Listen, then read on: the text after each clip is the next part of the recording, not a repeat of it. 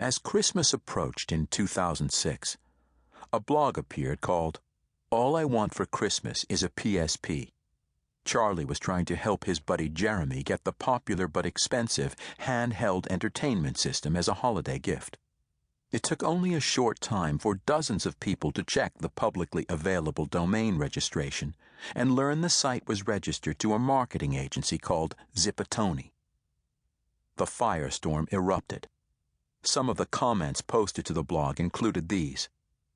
"This site makes me want to get rid of my PSP. Things must be going really bad for Sony if all they can afford to promote one of their flagship products are you monkeys. If you want a PSP badly enough, you should get together with an ad agency, then try to sell the product through a lame website while attempting to speak down to what you consider your target audience." Even after having been exposed as a fake blog, a deceptive marketing practice, the character Charlie continued trying to convince readers they were wrong.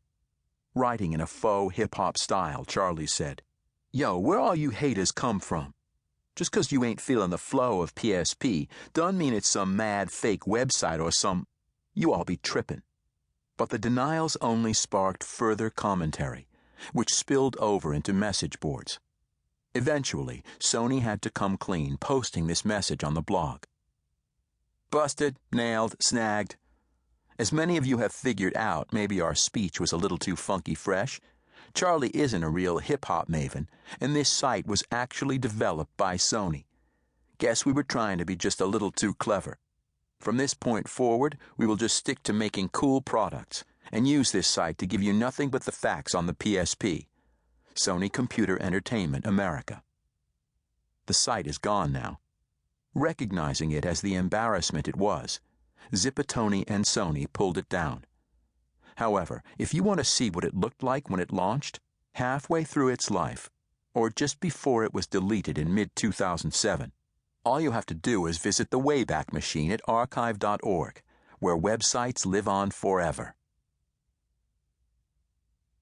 In September 2005, media critic, blogger, and former TV Guide editor Jeff Jarvis wrote a post taking Dell Inc. to task for its failures of customer service and technical support in his efforts to resolve computer problems. Jarvis's series of posts turned into a saga that was followed, reported on, analyzed, and spread by hundreds of thousands of people. One man's complaint dragged Dell's already fragile reputation through the mud and affected its share price. It was a defining moment for Dell, which responded with an overhaul of its approach to customer service and technical support, including the launch of a blog, Direct to Dell, which lays the company bare. Here, company leaders, communicators, support personnel, and product managers engage in serious conversation with customers. Following the blog's success, Dell introduced the Dell Idea Storm, a site that allows any customer, or any employee for that matter, to submit an idea. Other customers read the ideas, add their own comments, and vote to promote or demote them. Those that achieve broad support, gauged by the number of votes to promote, are turned into action items for management to consider. Several customer-introduced ideas have become reality, including the availability of Dell models running the Linux, not Windows, operating system. Dell also employs people to find and address customer problems reported on blogs like Jarvis's. Dell's reputation has done a complete 180. Even Jarvis is praising its efforts. These two stories from real companies, Sony and Dell, portray the extremes of business transparency.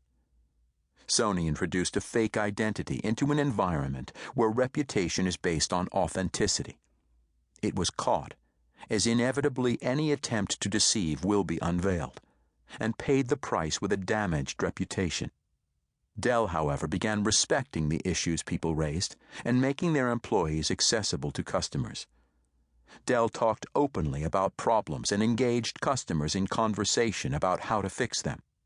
And Dell was rewarded with increased customer loyalty and a reinvigorated reputation.